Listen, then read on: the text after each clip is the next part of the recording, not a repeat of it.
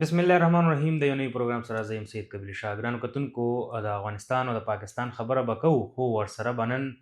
خبره د افغانستان د نورو ملکونو سره هم اړیکې چې کوم دی راغښتې دي. افغانستان غواړي څه، د افغانستان مقصد څه دی، او آیا هغې په خپل ملک کې راوستل څه غواړي. په دې ټولو هر څه باندې به خبرې اترې کوو. موږ سره سینیئر صحافي او تجزیه کار سره ټکر صاحب موجود دی. ټکر صاحب، پروګرام کې یو ځل بیا تاسو ته هرکلی وایم. ډیره مننه شاهجي، تhank you. ټکر صاحب، نور کله په پروګرام کې موږ د افغانستان او د پاکستان خبره کوو، نن به هم کوو، خو افغانستان غواړي څه، نورو ملکونو سره یې هم لاس واچولو. بالکل شاهجي، تاسو چې کومه خبره وکړه حقیقت دا دی چې دی غواړي څه. جی، خو زه به لږ شانتې وضاحت وکړم. زموږ د خبرې بنیاد دا چې دا دوه بیلې خبرې دي. جی، افغانستان او د افغان ولس او طالبان رژیم. جی، افغان ولس دا بیله خبره ده، طالبان رژیم دا بیله خبره ده. اوس چې د چا هلته واک دی، د چا دی؟ د طالبان رژیم دی.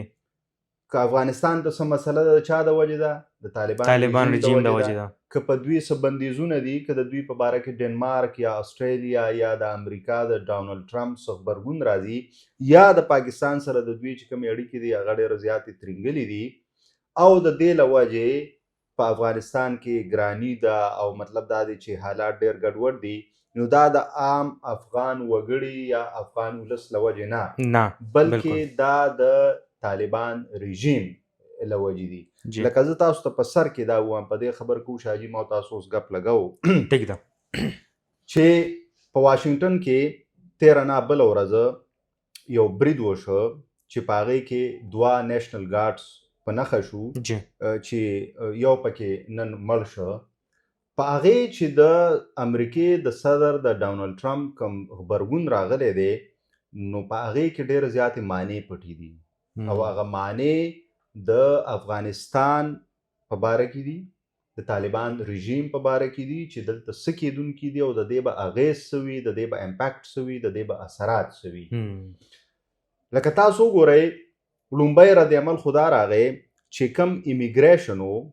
یعنی هلته سیاسي پناه اخیستل و د افغانانو لخوا، چې کوم زیاتره دلته په پاکستان کې لا اوسه پورې راغلي دي او وی اپلایګانې کړي دي، نو په هغوی خو دروازې بندې شوې، بندیز ولګېد. چې هلته کم تلي وو د هغوی به سکروټني کېږي، معاینه به کېږي چې په دې کې کم ټیک دی او کم نه دی. نو زیاتره خو چاته چې ګرین کارډ میلوي، ایگزیکټلی دا هغې به هم تحقیق کېږي پوره. اوس نوې خبره زه تاسو سره شریکوم. د امریکې صدر ډونالډ ټرمپ د نړۍ په تھرډ ورلډ کنټریز چې کوم پسمانده ملکونه دي، په ټولو یکسر بندیز ولګو چې ډونټ کم ټو امریکا، مه راځئ، ورونه یې پې بند کړل.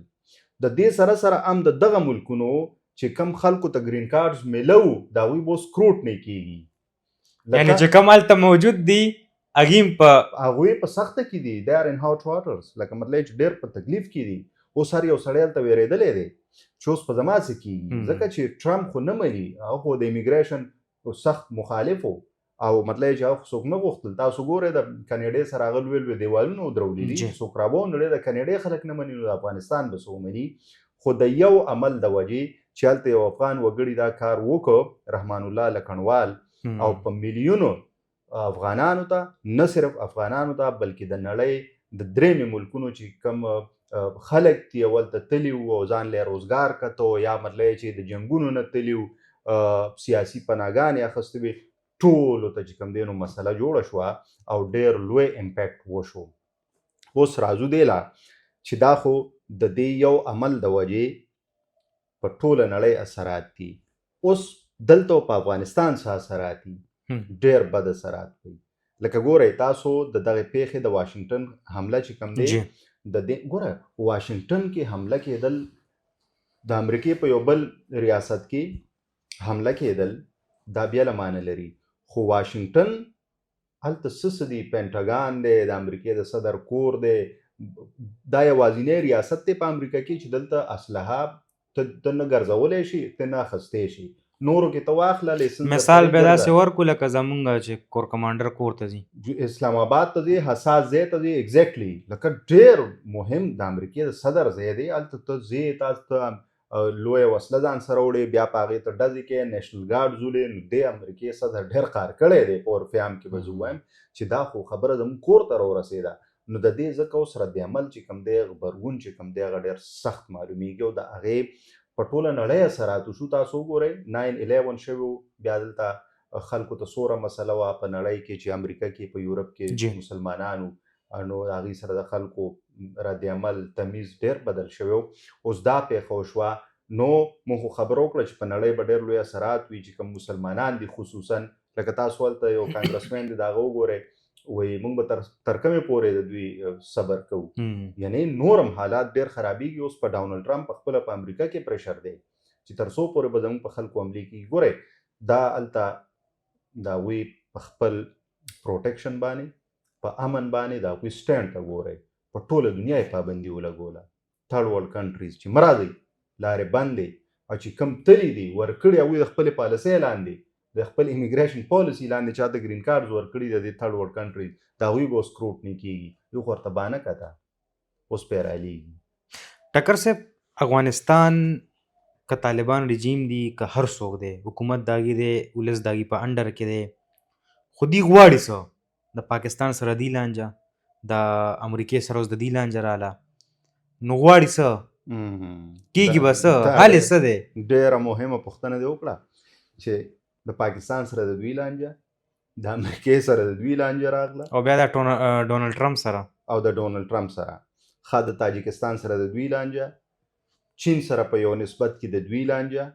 پریښي څوک دي یو انډیا ده چې هغه راغلی ده هغه مزیدار ناست دی که نه دا به تر څو په کارېږي نو انډیا د پاکستان مقابله نه کنو ایگزیکټلی انډیا ګورئ انډیا د دوی په محبت کې نه ده راغلی دوی د دا یاد ساتي صحیح د افغانستان طالبان رژیم د دا یاد ساتي چې انډیا د دوی سره څه مینه نشته راغلی ده د پاکستان خلاف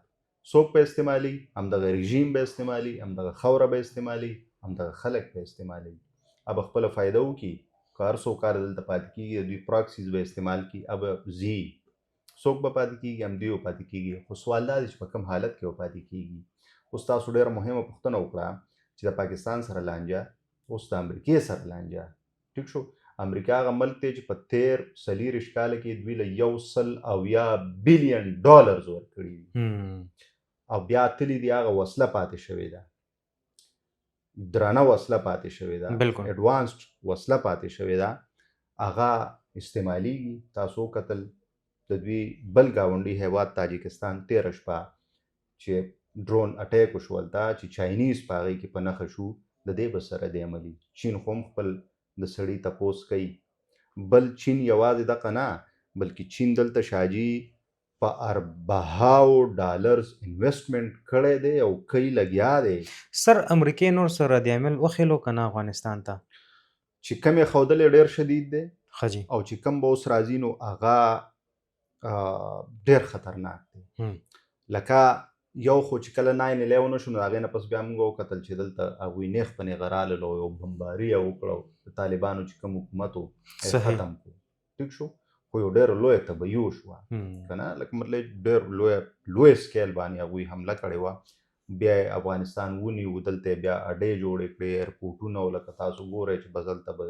د هغوی راغلل ناټو راغله په زرګونو فوجیان راغلل اوس لومبی خو به دا یي چې کوم د دوی سره امداد کېږي به بند بشي یوازې امریکا نه بلکې یورپي ملکونه په دوی به بندیزونه ولګوي اگه تاسو جرمني کې وګورئ د ډنمارک بیان ټول ملکونه ترې ډک دي جي او ټول که نه ښه بیا موږ دا هم ایزیوم کولی شو چې دلته کوم رژیم دی د طالبان نو هغوی ته به مشکلات وي کېدی شي هغه پاتې نه شي کېدی شي بدلون راشي او خدای مکه که داسې وي او نړۍ په دوی باندې په بندیزونه ولګوي او خپله دروازې پې بندې کړي په دې به بیا هندوستان باندې فشار راځي چې یعنې دا خو افغانستان چې کوم دی نو طالبان رژیم د وجې ترهګري سپانسر کېږي او دا د امریکا لینک ثابت شو که نه هغوی سره پروف راغی نو یورپ وایي چې موږ هم بیا د دوی نه محفوظ نه یو بل دلته چې کوم تنظیمونه دي شاجي نو چې کوم کلدم تنظیمونه دي او په نړیواله توګه د هغوی لینکس دي، نو هغه هم خطره ده. نو په دې تناظر کې بیا موږ ویلی شو چې دا تاسو کوم سوال وکړو چې اوس د دوی به څه مستقبل وي. ټکر صاحب ویل کېږي دا چې افغانستان کې غربت هم روان دی. ډېر زیات، څه کم 90% څه 40-50% خلک خو نیغ په نیغه د غربت د کرښې د لاندې دي، صحیح. او څه 90% په عمومي توګه، او دغه سطح سیوا کېږي روانه ده. ګورئ نو بیا دې جنګ ولې کوي؟ جنګ ولې کوي؟ حقیقت دا دی چې ګورئ چې موږ په هر پروګرام کې دا خبره کوو چې د دې تعلیم نشته، د دې صحت نشته، دې سره روزګار نشته، تجارت دی ختم کو، جګړه دی د هر ملکونو سره راغشتې ده، رسوا پکې څوک دی، ذلیل پکې څوک دی؟ ولس دی، افغان ولس دی، غریب سړی دی. نو کېږي به څه؟ تاسو ډېره ښکلې پوښتنه وکړه چې جنګ کوي ولې. ګوره ځان ته به جواز نه ګوري چې زه نر یم، زه باتور یم. نو نر خو هله مزه کوي چې تا سره په ملک کې څه وي، د سره په ملک کې څه دي؟ نو هلته دغه خو موږ سوال کوو که نه، چې لکه مطلب تاسو وګورئ چې دا نرتوب دی چې ماشومانو ته سکولونه بند کړي، دا نرتوب دی چې یوه زنانه ډاکټر هغې سره د ډاکټرۍ سند دی او ته ورته چې نه په کور کښېنه، دا نرتوب دی. یا ته د یو زنانه دا ځان له روزګار کړي، ته ورته نه په کور کښېنه، دا خو نرتوب نه دی. بل دا دی چې دا قیسې دي چې وروره موږ هغه له شکست ورکړی او دله هم شکست ورکړی دی، او هغه او دغه او دا د دې ځای قبرستان. دا اوس چې د پاکستان او د افغانستان په اکتوبر کې دا لانجه وه، هلته دا جشنونه وي، پاکستان هم مات کو اخوا دېخوا. په دې خو ته ولس دوکه کولی شي، خپل ولس په دوکه کې، خو ته خو د افغانستان مستقبل ته، د ولس ته، د دې روزګار ته، د دې سیاست ته، د را روان نسل ته طبیعي د هغوی دپاره چې دوی تش په چغو باندې چې کوم دی نو لکه دوکه کوي. نو ستا خبره چې جنګ ځکه کوي چې ځان له جواز ګوري. بل جواز خدای چې تا روزګار ورکو، تا د نړۍ سره تعلقات ښه کړل، تا سیاست آزاد کړ، تا د خلکو په خولې مهر لګولو نه انکار وکړو، اخو نشته. نو جواز څه دی؟ چې پاکستان زما دشمن دی، د سره مې جنګ وکړو، ورله مې ترې وګټه، او که بیا یې دغه کو نو بیا به پرې ورځم، او تر هغې ځای پورې او تر دې ځای پورې بس دغه ډډې چغې دي، او هلته خوار افغان ولس دی چې هغه روز په ښکته روان دی. یقینا ټکر صاحب چې کوم غریږي هغه وریږي نه، یو متل دی. یقینا ډېره ګټوره ژورې خبرې مو کوي، او امید لرو چې افغانستان د خپل چې کوم ولس دی هغې ته د روزګار ورکړي، دا یو ښه جنګ دی. هغې ته د تعلیم ورکړي، دا یو ښه جنګ دی. هغې ته د صحت ورکړي، دا یو ښه جنګ دی. پکار دا ده چې په خپل ولس باندې نظر وساتي، دا نه چې کله د پاکستان سره جګړه، کله د امریکې سره جګړه او نورو ملکونو سره هم جګړې راواخلي، نو دې نه هیڅ نه جوړېږي. دا زموږ نننی پروګرام در پروګرام پورې مال او زما ټیم ته راکړي اجازه. د لوی الله په امان.